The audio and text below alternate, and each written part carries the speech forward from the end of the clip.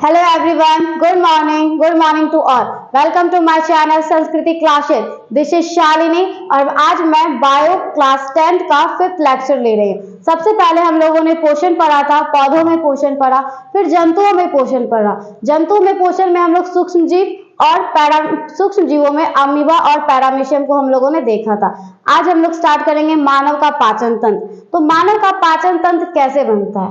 तो मानव का पाचन तंत्र आहार नाल और इससे संबंधित जो पाचक ग्रंथियां होती है उससे पाचक रस स्रावित होता है और वही पाचक रस क्या करता है, हमारे भोजन को क्या करता है, पचाता है, डाइजेस्ट करता है. तो ये डेफिनेशन याद रखेंगे कि आहार और इससे संबंधित पाचक ग्रंथियां, आहार और इससे संबंधित पाचक ग्रंथियां जो पाचन क्रिया, और ये पाचन क्रिया क्या है, तो इस पाचन क्रिया के अंदर हम लोग अंतर्ग्रहण, अवशोषण, बहिष्करण, स्वांगीकरण, इन सारी चीजों को हम लोग क्या करेंगे, देखेंगे.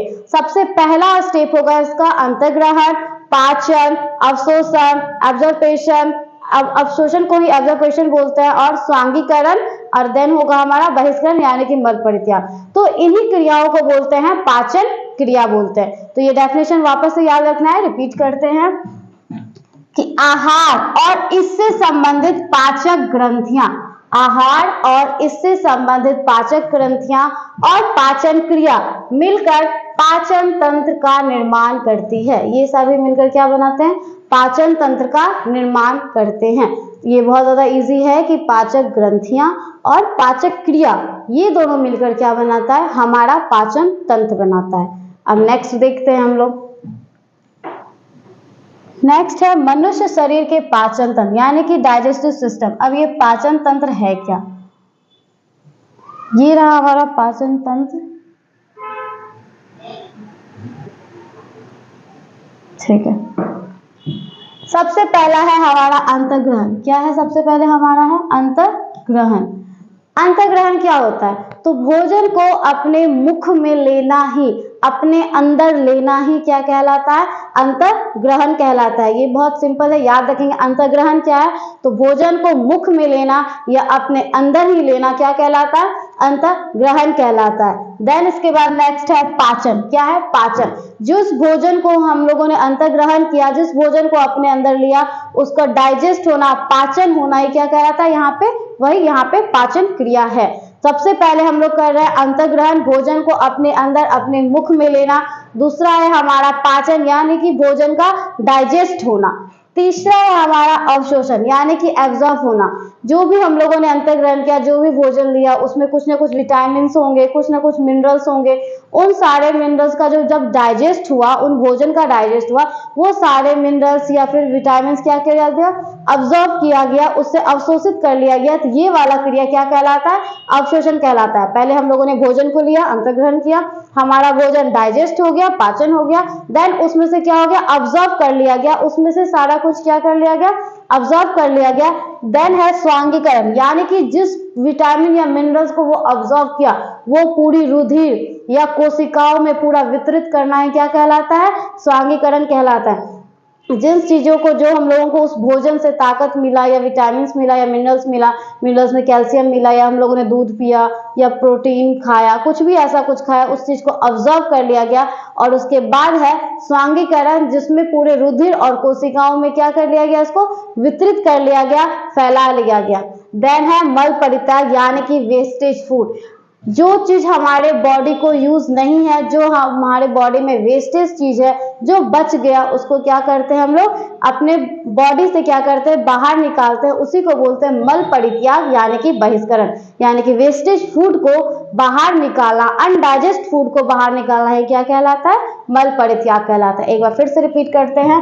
अंतर्ग्रहण जिसको इंजेशन बोलते हैं यानी कि भोजन को मुख में लेना, पाचन डाइजेशन, अवशोषण एब्जॉर्प्शन, और है स्वांगीकरण एसिमिलेशन, और मल परित्याग यानी कि डिफेक्शन. इसको याद रखेंगे, यही है हमारा पाचन तंत्र. इन्हीं सब चीजों से क्या, यही सारी क्रियाएं क्या मिलकर बनाती है, हमारा पाचन तंत्र बनाती है. नेक्स्ट है हम लोग ये रहा अंतर्ग्रहण जो अभी मैंने बताया, इसको वापस रिपीट करते हैं। तो अंतर्ग्रहण क्या कहलाता है? तो भोजन को मुख में लेना अंतर्ग्रहण कहलाता है। भोजन को मुख में लेना है क्या कहलाता है? अंतर्ग्रहण कहलाता है। देन है आहार पाचन है। आहार नाल से कुछ पाचक ग्रंथियां, आहार नाल क्या होता है वो भी पढ़ेंगे। आहार नाल के भाग क्या है वो भी पढ़ेंगे। आहार नाल क्या है वो बहुत सारे उसमें आहार नाल के भाग भी है, इन सारी चीजों को हम लोग देखेंगे। तो आहार नाल से कुछ पाचक ग्रंथियां होती है। यह पाचन ग्रंथियां जो होता है पाचक रस स्रावित करती है। यह पाचन ग्रंथियां क्या करती है? पाचक रस स्रावित करती है, जिससे भोजन का क्या होता है? पाचन होता है। ये है पाचन का डेफिनेशन। वापस इसको रिपीट करते हैं। पाचन क्या है? तो आहार नाल से कुछ पाचक ग्रंथियां होती है। आहार नाल में कुछ पाचक ग्रंथियां होती है। यह ग्रंथियां पाचन के लिए पाचक रस स्रावित करती है। यह ग्रंथियां क्या करती है? पाचक ग्रंथियां है तो पाचक रस स्राव करेगी, और यही रस क्या करता है? जिससे भोजन का पाचन होता है। जिससे क्या होगा? भोजन का पाचन होता है। अब यहाँ पे हम लोगों ने आहार नाल का जिक्र किया। अब आहार नाल को पढ़ते हैं कि आहार नाल क्या है। तो नेक्स्ट चलते हैं। बहुत ही सिंपल था ये, इसको एक बार पढ़ लेने से। ये देखिए, ये है हमारा आहार नाल। आहार नाल क्या है? तो मनुष्य और जंतुओं में भोजन के पाचन के लिए कुछ विशिष्ट अंग, कुछ विशेष अंग पाए जाते हैं। उन्हीं अंगों को क्या कहते हैं? आहार नाल कहते हैं। देखिए, जैसे कि मनुष्य और जंतु में भोजन पाचन के लिए विशेष अंग होते हैं जो आहार नाल कहलाते हैं। हम जंतु हैं, मतलब हम लोग जंतु हैं, जंतु में मनुष्य आ गया, जानवर आ गया। हम लोगों ने भोजन कर लिया ऐसा तो है नहीं। अंतर्ग्रहण कर लिए, उसका पाचन हो गया, अवशोषण हो गया, स्वांगीकरण हो गया, मल परित्यागी, तो ऐसे तो होगा नहीं। कुछ ना कुछ उसमें बॉडी ऑर्गेन्स, यानी कि ऑर्गेन्स जो होता है वो क्या करेगा? हेल्पफुल करेगा। उस ऑर्गेन्स की हेल्प से हम लोग ये सारी क्रियाएं कर पाते हैं। वही है आहार नाल का भाग। अब देख रहेंगे, जब आहार नाल का भाग देखेंगे तो एक एक करके डिस्क्राइब करेंगे कि हर भाग का क्या क्या फंक्शन है, उस भाग में क्या क्या क्रियाएं हो रही है। आहार नाल क्या है? तो मनुष्य और जंतु में भोजन के लिए कुछ विशिष्ट अंग पाए जाते हैं। इन्हीं विशिष्ट अंगों को आहार नाल कहते हैं। आहार नाल एक कुंडलित रचना है। आहार नाल क्या है? एक कुंडलित रचना है। आहार नाल क्या है? एक कुंडलित रचना है, जिसकी लंबाई 8 से 10 मीटर होती है। आहार नाल की लंबाई कितनी होती है? 8 से 10 मीटर होती है। इसको याद रखेंगे। आहार नाल क्या है? तो जंतु और मनुष्य में भोजन के पाचन के लिए विशिष्ट अंग पाए जाते हैं। इन्हीं विशिष्ट अंगों को क्या कहते हैं? आहार नाल कहते हैं। आहार नाल एक कुंडलित रचना है जिसकी लंबाई 8 से 10 मीटर होती है। नेक्स्ट करते हैं। आहार नाल में एक और लाइन है, ये मुख गुहा से शुरू होकर, आहार नाल कहां से शुरू होगा? मुख गुहा से शुरू होकर मल द्वार तक फैली होती है। आहार नाल में याद रखेंगे यही 3-4 पॉइंट है, जिसकी लंबाई 8 से 10 मीटर है और ये कुंडलित रचना है और ये मुख गुहा से शुरू होकर मल द्वार तक फैली होती है। नेक्स्ट देखते हैं हमारा कौन सा टॉपिक है। ये है हमारा आहार नाल।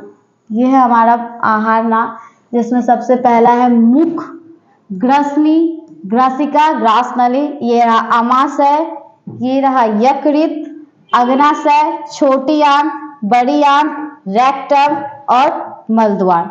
याद रखेंगे, मुख, ग्रसनी, ग्रासनली, यकृत, आमाशय, फिर ये अग्नाशय, पित्ताशय है ही, और उसके बाद बड़ी आंत, छोटी आंत, उसके बाद रेक्टम, उसके बाद मलद्वार। तो ये क्या है? आहार नाल के भाग है। इन्हीं भागों को क्या बोलते हैं? आहार नाल बोलते हैं। नेक्स्ट है कि आहार नाल के निम्नलिखित प्रकार है, और वो निम्नलिखित भाग हैं। सॉरी, ये गलत है, निम्नलिखित भाग होगा, रॉन्ग हो गया यहाँ पे टाइपिंग। तो आहार नाल के क्या है? निम्नलिखित भाग हैं। पहला मुख गुहा, अभी जस्ट हम लोगों ने वहां पिक्चर में देखा था।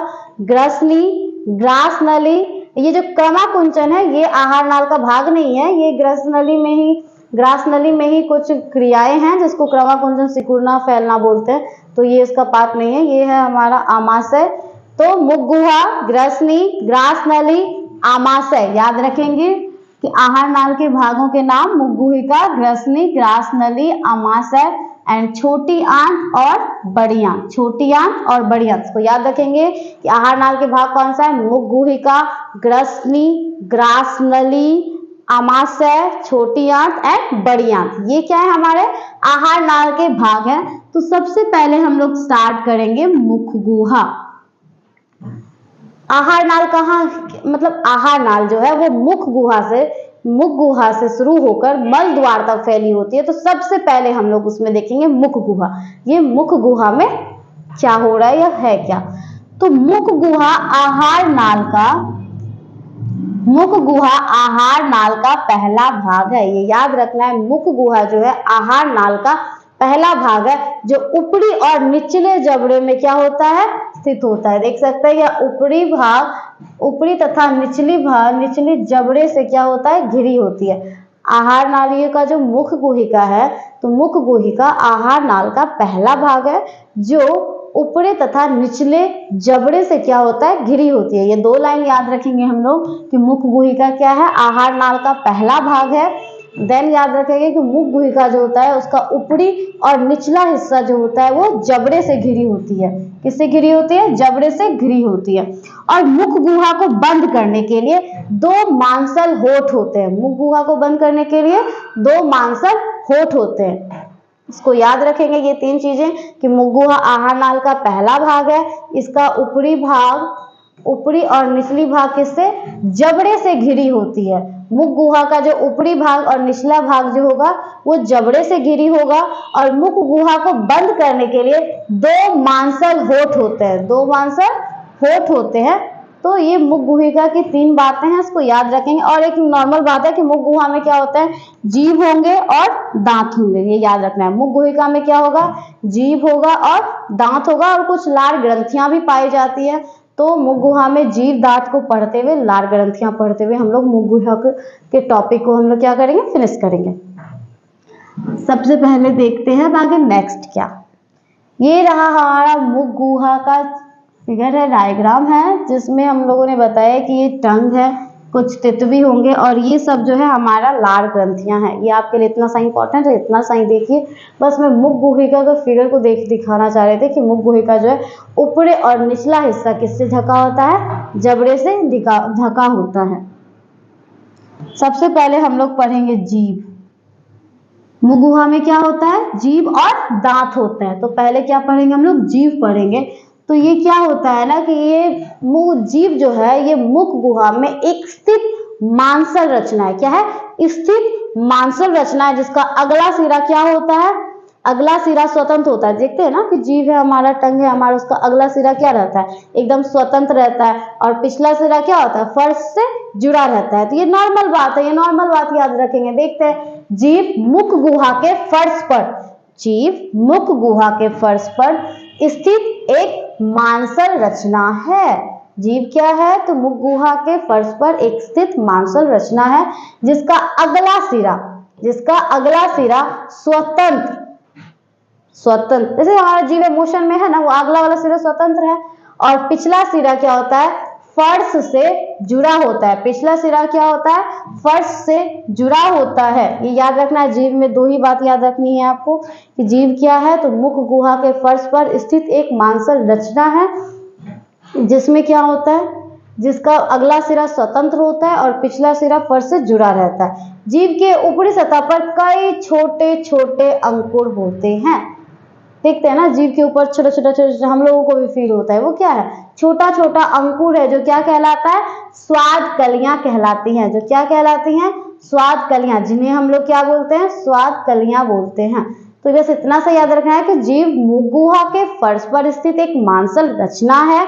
इसका अगला सिरा स्वतंत्र होता है, पिछला सिरा जुड़ा होता है, और जीभ के ऊपर बहुत सारे छोटे छोटे अंकुर होते हैं, जिन्हें स्वाद कलियां कहते हैं। अब ये नहीं बोल सकते हैं, पता है, स्वाद कलियां जो होता है वो अलग अलग पार्ट में हम लोग अलग अलग टेस्ट फील करते हैं।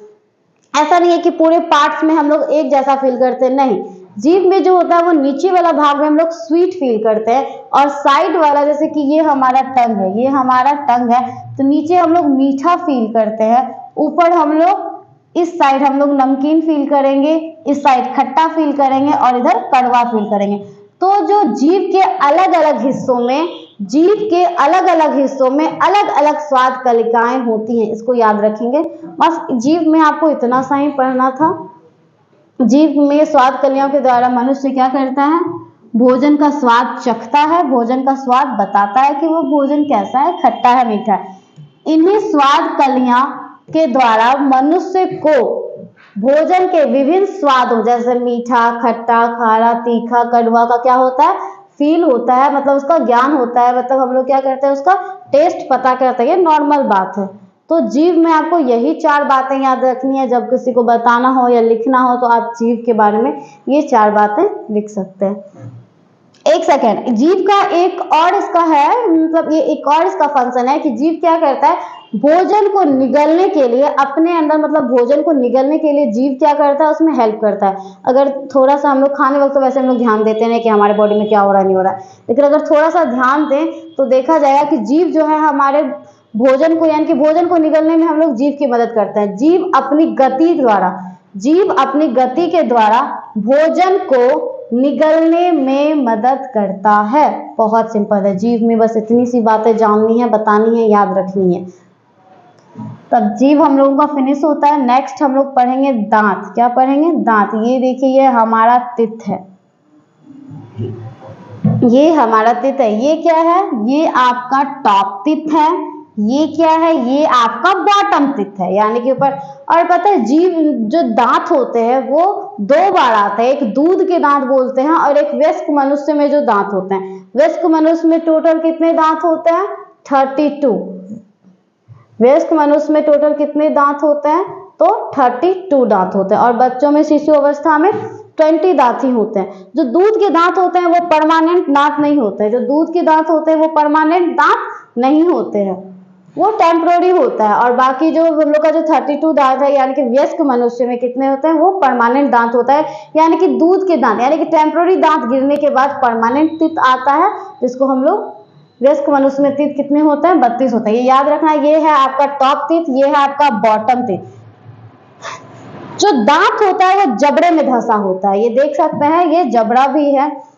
ये वाला देखिए, ये 3 क्या है, मोलर है। इधर वाला, अच्छा, अगर ये टॉप टीथ है, टोटल टीथ 32 होता है, दैट मीन्स इधर वाला टीथ कितना होगा, 16 होगा। और नीचे वाला 6 कितने होगा, यानी कि बॉटम टीथ में भी 16, टॉप टीथ में भी कितने टीथ होंगे, 16 दांत, मतलब 16 दांत उसमें होंगे। ये 3 अगर इधर से मोलर है तो यानी कि इधर भी 3 जो होगा वो मोलर होगा। अगर ये 2 प्रीमोलर है तो इधर भी 2 क्या होगा, प्रीमोलर है। ये कैनाइन है तो दैट मीन्स ये वाला क्या होगा, कैनाइन होगा। और ये चारों इंसाइजर हैं। अब इसको काउंट करके देख लीजिए, 3 3 6 मोलर, 2 2 4 4 आपका प्रीमोलर, 2 कैनाइन और 4 इंसाइजर। इसको काउंट कर लेंगे तो हमारा टोटल कितना हो जाएगा, 16। तो यानी कि अगर 16 हम लोगों ने टॉप में, बॉटम में देखा तो टॉप में भी 16 होगा, तो टोटल टीथ कितने हो गए हमारे मुंह में, 32, 32 दांत होते हैं वयस्क मनुष्य में, ये याद रखना है। तो आगे हम लोग निकलते हैं। अब ये दांत क्या है इसके बारे में थोड़ा सा पढ़ लेते हैं। तो मुख गुहा का जो ऊपरा हिस्सा, निचला हिस्सा जो जबड़े से घिरा होता था, तो इन्हीं जबड़े पर क्या होती है, दांत होते हैं। याद रखेंगे कि मुख गुहा के ऊपरी और निचले जबड़े पर, मुख गुहा के ऊपरी और निचले जबड़े पर क्या होता है, दांत होता है। याद रखेंगे। और सभी दांत किसमें धंसे होते हैं, मसूड़े में धंसे होते हैं। तो ऊपरी जबड़े और निचले जबड़े में क्या होता है, दांत होता है। सभी दांत मसूड़े में धंसे होते हैं। और दांत के नीचे एक मज्जा गुहा पाई जाती है। मज्जा गुहा के ऊपर डेंटाइन पाया जाता है। और ये जो डेंटाइन है वो क्या करता है, ज्यादा से ज्यादा दांत को अधिकांश भाग तैयार करने में क्या करता है, मदद करता है। और डेंटाइन के ऊपर इनामेल की एक कड़ी परत होती है जो हमारे दांतों को सेफ रखता है, सुरक्षा प्रदान करता है। देखते हैं कि ये मुख गुहा के, फर्स्ट लाइन यही है कि मुख गुहा के ऊपरी और निचले जबड़े पर क्या होते हैं, दांत होते हैं। बहुत सिंपल है, याद रखना है। मुख गुहा के ऊपरी जबड़े और निचली जबड़े पे क्या होता है, हमारे दांत होते हैं। सभी दांत जबड़े के मसूड़े से जुड़े होते हैं, कोई शक नहीं है। ये सब हमारा प्रैक्टिकल चीज है, हमारे बॉडी में हम लोग देखते भी हैं, तो उसमें कोई इशू होना भी नहीं चाहिए। सभी दांत जबड़े के मसूड़े में क्या होते हैं, मसूड़े से जुड़े होते हैं। दांत का जो अगला भाग, अच्छा ये दांत का क्या है, भाग है, इसको यहाँ फिगर से पहले समझते हैं। यहाँ पे हाँ ये देख सकते हैं, ये वाला जो दांत का जो ऊपरी हिस्सा है, दांत का जो ऊपरी हिस्सा है इसको क्राउन यानी कि सिर बोलते हैं। ये क्या है, सिर है। दांत के नीचे वाले भाग को रूट यानी कि जड़ बोलते हैं, और बीच वाले को नेक यानी कि ग्रीवा बोलते हैं। क्या बोलते हैं, ग्रीवा बोलते हैं। ये याद रखना, ये जो दांत है इसके ऊपरी हिस्से जो शिखर पर रहता है, सिर, उसको क्या बोलते हैं, सिर कहलाता है। और जो नीचे धंसा रहता है उसको जड़ कहते हैं, और दांत के बीच वाले भाग को क्या बोलते हैं, ग्रीवा कहते हैं। उसको याद रखेंगे, और इसी चीज को यहाँ पे हमने नोट डाउन किया है। गिरा मुख गुहा के ऊपरी और निचले जबड़े पे क्या होते हैं, दांत होते हैं। नेक्स्ट है कि सभी दांत जबड़े के मसूड़े से जुड़े होते हैं। दांत का जो ऊपरी भाग होता है, दांत का जो ऊपरी भाग होगा जो मसूड़े से क्या होगा, धंसा होगा। दांत का जो ऊपरी भाग होगा वो क्या होगा, मसूड़े में धंसा होगा, जिसे हम लोग क्या कहते हैं, जड़ कहते हैं। तो दांत का निचला भाग, उल्टा हो गया, दांत का निचला भाग, सॉरी बाय मिस्टेक, दांत का जो निचला भाग होगा वो जड़ में क्या होता है, धंसा होता है, उसी को क्या बोलते हैं हम लोग, जड़ बोलते हैं। मसूड़े में धंसा होता है यानी कि उसको जड़ बोलते हैं। और दांत का जो भाग मसूड़े के ऊपर निकल जाता है, दांत का ऊपरी भाग, दांत का ऊपरी भाग जो मसूड़े के ऊपर निकल जाता है उसी को हम लोग सिर या शिखर बोलते हैं। और दांत के बीच वाले भाग को हम लोग ग्रीवा बोलते हैं। सभी दांत के अंदर एक मज्जा गुहा पाई जाती है, मज्जा गुहा होती है, इसको याद रखेंगे। दांत के नीचे मज्जा गुहा होती है, मज्जा गुहा के नीचे डेंटाइन होता है। सभी को देखते हुए चलते हैं, ये रहा। तो नेक्स्ट है कि मज्जा गुहा के ऊपर क्या होता है, डेंटाइन होता है। इसको अगर बुक में देखेंगे तो दंतास्थि लिखा हुआ होगा, दंतास्थि। तो मुख गुहा के ऊपर क्या होता है, सॉरी मज्जा गुहा के ऊपर क्या होता है, दंतास्थि यानी कि डेंटाइन पाई जाती है। और यही डेंटाइन क्या करती है, दांत का अधिकांश भाग तैयार करने में मदद करती है। वापस से देख लेते हैं, मज्जा गुहा के ऊपर डेंटाइन होती है। डेंटाइन दांत का ज्यादा से ज्यादा यानी कि अधिकांश भाग तैयार करने में क्या करती है, हेल्प करती है। या डेंटाइन का काम ही है, वो ज्यादा से ज्यादा भाग को क्या करती है, तैयार करती है। नेक्स्ट है, डेंटाइन के ऊपर इनामेल की कड़ी परत होती है। डेंटाइन के ऊपर इनामेल की एक कड़ी परत होती है जो दांतों को क्या देती है, सुरक्षा देती है। ये याद रखना है, डेंटाइन के ऊपर इनामेल की एक कड़ी परत होती है जो दांतों को सुरक्षा देती है। और दांत का क्या काम होगा, तो वो भोजन को काटने चबाने में क्या करता है, मदद करता है। बस इतना ही दांतों के बारे में याद रखना है, ये रिपीट करना है। दांत के नीचे क्या होता है, मज्जा गुहा होती है, मज्जा गुहा के ऊपर डेंटाइन होती है, डेंटाइन दांतों का अधिकांश भाग तैयार करती है। और डेंटाइन के ऊपर एक इनामेल की कड़ी परत होती है जो दांतों को सुरक्षा देती है। ये थोड़ा सा ऑब्जेक्टिव में क्या हो जाता है, मैसी मैसी हो जाता है, कुछ लोग इधर से उधर टिक लगा देते हैं, तो इसको थोड़ा सा रिपीटेड करके याद रखना है। एक वयस्क मनुष्य में कितने दांत होता है, 32 दांत होते हैं, अभी मैंने बताया ही। दांत के प्रकार देख लेते हैं हम लोग, दांत के प्रकार, दांत कितने प्रकार के होते हैं, तो ये रहा। पहला प्रकार है भेदक यानी कि कैनाइन, दूसरा कर्तनक यानी कि इंसाइजर, चौनक यानी कि मोलर, प्री मोलर यानी कि अग्रचवर्णक।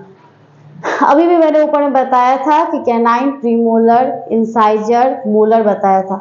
तो भेदक का काम क्या है, कैनाइन का काम है किसी भी भोजन को चीर कर खाना, जिसको बोलते हैं टीयर फूड, यानी कि चीर कर खाना। चीरने का काम वो क्या करता है, कैनाइन करता है, जो कितना था, 2 था। दूसरा है कर्तनक यानी कि इंसाइजर, वो भोजन को चबाने में हेल्प करता है, काटने और चबाने में क्या करता है, हेल्प करता है। मोलर का काम क्या होता है, उसको भी दबा के काटने फोड़ने में मदद करता है, मतलब चुइंग ग्राइंडिंग करने में, बाइटिंग करने में भी हेल्प करता है। अग्रचवर्णक भी चबाने काटने में हेल्प करता है। तो ये रहा हमारे दांतों के प्रकार, इसको याद रखेंगे। देन कल के क्लास में हम लोग देखेंगे लार ग्रंथियां। आज हम लोगों ने मुख गुहा को फुल्ली कंप्लीटली फिनिश किया है। एक टॉपिक बचा है जिसमें हम लोगों को लार ग्रंथि देखना है, तो लार ग्रंथि हम लोग कल से देखेंगे। लार ग्रंथि भी मुख गुहा में 3 प्रकार का पाया जाता है जो अलग अलग से निकल कर आती है। तो ये जो लार ग्रंथियां है जो मुख में क्या होती है, निकलती है, और यही यहाँ से क्या होता है, भोजन पाचन भी होता है। तो ये जो अलग अलग लार ग्रंथियां वो अलग अलग जगह से निकलती है। तो आज का क्लास हम यहीं पे स्टॉप करेंगे। कल के क्लास में इसको रहने देते हैं अभी, तो कल के क्लास में इसको कंप्लीट करेंगे और आज का सेशन हम यहीं समाप्त करते हैं। अगर आपको ये वीडियो अच्छा लगे तो प्लीज़ इसको लाइक करें और शेयर करें, दोस्तों तक पहुंचाएं। Thank you.